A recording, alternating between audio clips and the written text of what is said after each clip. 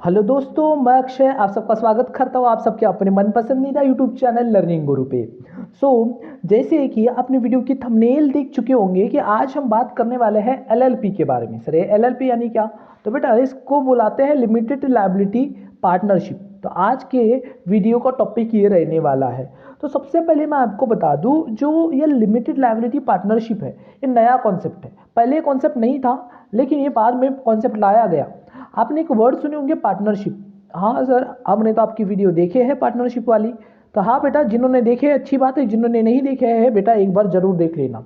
तो ये जो पार्टनरशिप चैप्टर था, इसमें हमने एक चीज़ पढ़ी थी कि जो पार्टनर होता है उनकी जो लायबिलिटीज़ होती है वो होती है क्या? वो होती है अनलिमिटेड। तो यही तो इसकी बुरी बात थी। इसी बात को दूर करने के लिए एक नया कॉन्सेप्ट इंट्रोड्यूस किया गया, नाम दिया गया लिमिटेड लायबिलिटी पार्टनरशिप। मतलब पार्टनर की लायबिलिटी अब क्या रहेंगी? अनलिमिटेड नहीं रहेंगी। अनलिमिटेड नहीं रहेंगी, क्योंकि पहले अनलिमिटेड रहा करती थी, लेकिन अभी क्या रहेंगी? Limited partnership. मतलब कि अगर पार्टनरशिप में नुकसान होता है तो पार्टनर के जो पार्टनर होगा उसकी पर्सनल प्रॉपर्टी में से पैसा नहीं दिया जाएगा। सर थोड़ा सा एग्जांपल के साथ समझाइए। तो देखो बेटा, पार्टनरशिप में क्या होता है और लिमिटेड लायबिलिटी पार्टनरशिप में क्या होता है, इसको एग्जांपल से समझाता हूँ, फिर मैं आपको यहाँ पढ़ के सुनाता हूँ सब चीज़ें और समझाता हूँ। तो पार्टनरशिप में क्या होता था, जैसे ए और बी थे, दो पर्सन बना लेते हैं, ये और बी थे, ये दोनों पार्टनर्स थे और इनको लॉस हो गया बेटा कितने का? 10 लाख का। कितने का? 10 लाख का। एक्चुअली 20 लाख का समझ लीजिए, 20 लाख लिख दिया मैंने गलती से अब तो। 20 लाख का लॉस हो गया ना, तो इस लॉस को इन दोनों को अपना पैसा देते हैं, बिजनेस फर्म का पैसा, अपने पार्टनरशिप फर्म से पैसा देने के बावजूद भी इनकी जो पर्सनल असेट्स होती है ना, पर्सनल जो प्रॉपर्टी होती थी, उस प्रॉपर्टी में से भी इनको पैसा देना पड़ता था। क्योंकि इन दोनों की लायबिलिटी, जो पार्टनर्स थी इनकी लायबिलिटी थी अनलिमिटेड। मतलब नुकसान हुआ तो इनको अपने घर से भी पैसा देना पड़ेगा। तो ये चीज़ हुआ करती थी। कहाँ हुआ करती थी या होती है?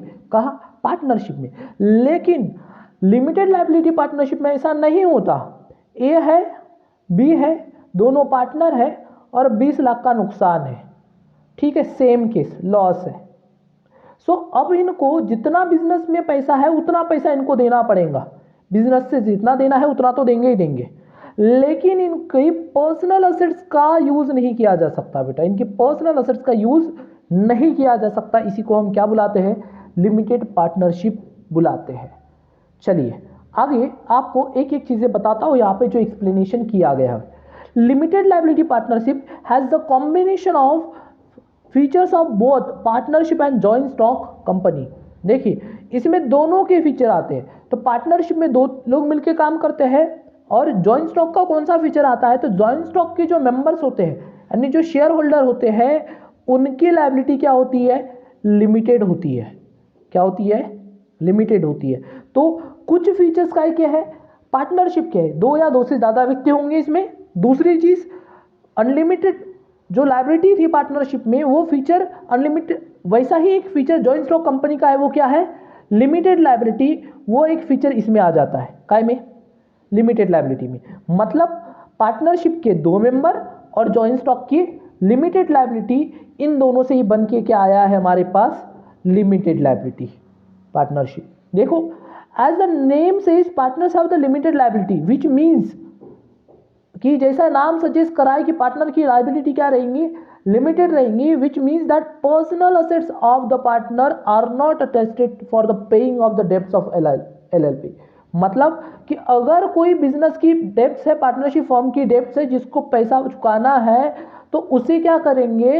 अपने पर्सनल प्रॉपर्टी में से देना नहीं पड़ेगा। इसीलिए तो ये बनाया गया है, जैसे मैंने एग्जांपल से आपको समझा दिया था। अभी आप बात करते हैं, तो ये अभी के समय में बहुत पॉपुलर बिजनेस का फॉर्म है। ठीक है, और इसको जो गवर्न किया जाता है, जो इसके ऊपर गवर्निंग एक्ट है, जिसके ऊपर इसके कंट्रोल लगाया जाता है, जो रूल्स फॉलो किए जाते हैं, वो है हमारा लिमिटेड लायबिलिटी पार्टनरशिप एक्ट 2008। ठीक है, तो ये चीज ये हो गई। अभी हम इसकी बात करते हैं इसके फीचर्स के बारे में, इसकी विशेषताओं के बारे में कि इसकी विशेषताएं क्या है। तो इसकी पहली विशेषता तो यही है कि यहाँ पे सेपरेट लीगल एंटिटी है। ये क्या है? सेपरेट लीगल एंटिटी है, क्योंकि एलएलपी अलग है और उसके पार्टनर्स अलग है, दोनों अलग होते हैं, एक दूसरे से डिफर्ड करते हैं, इसलिए इसका लीगल एंटिटी माना गया है। क्योंकि अब इनकी लायबिलिटी लिमिटेड होने की वजह से, लायबिलिटी लिमिटेड है इसलिए ये सेपरेट लीगल एंटिटी है बेटा, ये चीज याद रखना। नंबर ऑफ पार्टनर्स कितने रहेंगे? तो मिनिमम 2 रहेंगे, अनलिमिटेड और मैक्सिमम अनलिमिटेड। ज्यादा से ज्यादा कितने होंगे ये कोई बताया नहीं गया। दूसरी इसकी तीसरा जो फीचर है इसका बोलता है no requirement of minimum capital contribution, कितना कम से कम पैसा लगाना है इसकी कोई रिक्वायरमेंट नहीं है। आप 1 लाख लगाओ, 2 लाख लगाओ, 10,000 लगाओ, 20,000 लगाओ, मिनिमम कैपिटल कंट्रीब्यूशन कितना भी हो सकता है, ऐसा कोई रिक्वायरमेंट नहीं है। It is a simple form and easy to operate, बहुत सिंपल होता है और ईजी टू ऑपरेट होता है, जल्दी बन भी जाता है और अच्छे से इसको चलाया भी जा सकता है।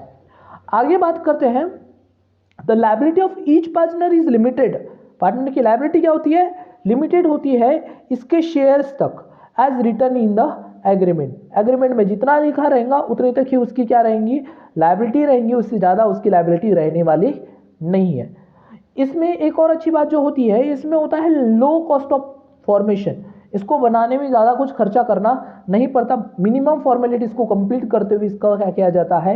इस्टेब्लिश किया जाता है, इसका फॉर्मेशन किया जाता है। जो इसकी इंपॉर्टेंट बात है वो ये है, इसकी अच्छी एक फीचर जो इंपॉर्टेंट है वो है there is no restriction on joining and leaving. कोई भी इंसान इसको ज्वाइन कर सकता है और कोई भी इंसान एलएलपी को छोड़ सकता है, लेकिन कब? अगर उनके पार्टनरशिप एग्रीमेंट में कोई अदर इंफॉर्मेशन नहीं है, मतलब कोई ऐसा सॉलिड पॉइंट नहीं है कि बोलते हैं कि परमिशन लेना पड़ेगा, ऐसा एग्रीमेंट में लिखा है बेटा तो परमिशन लेना पड़ेगा ज्वाइनिंग और लिविंग के लेके अगर छोड़ना हो तो। लेकिन अगर पार्टनरशिप एग्रीमेंट में कुछ नहीं लिखा है तो यहाँ कोई रिस्ट्रिक्शन नहीं रहेंगी, आप आराम से ज्वाइन कर सकते हो और टाइम आने पर छोड़ भी सकते हो। और इसका जो लास्ट फीचर है वो ये है, डबल टैक्सेशन को ये अवॉइड करता है। डबल टैक्सेशन को अवॉइड करता है मतलब शेयर ऑफ प्रॉफिट के ऊपर टैक्स नहीं लगता। जैसे मान के चलो एलएलपी एक टैक्स भरती है, एलएलपी ने क्या भर दिया? अपना एक इनकम टैक्स भर दिया, ठीक है। तो इसके जो मेंबर होंगे, जैसे एलएलपी में काम करने वाले ए और बी, तो इनमें जो प्रॉफिट का हिस्सा है, एक्चुअली प्रॉफिट का हिस्सा, ठीक है, इस प्रॉफिट का हिस्सा जो है ए और बी का, जैसे मान के चलो 10 लाख है, इसका भी 10 लाख है, दोनों का प्रॉफिट 10-10 लाख का, सेम इक्वल अमाउंट 10 लाख दोनों का।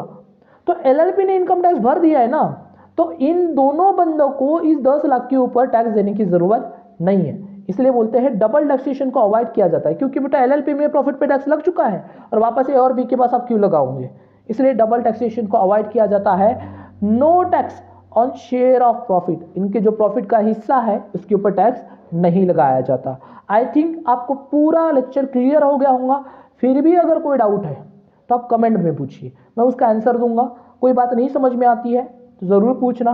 किसी टॉपिक के ऊपर अगर आपको वीडियो चाहिए, आप चाहते हो कि मैं आपको कोई टॉपिक पढ़ाऊँ जो आपको इंपॉर्टेंट लगता है, तो कमेंट बॉक्स में ज़रूर लिखिएगा, उसके ऊपर मैं एक वीडियो बना के आप तक पहुँचा ज़रूर दूंगा। सो इस वीडियो में बस इतना ही रखते हैं, मिलेंगे हमारे एक नई वीडियो में और बात करेंगे किसी एक न्यू टॉपिक के बारे में। तब तक के लिए टेक केयर बेटा, बाय बाय।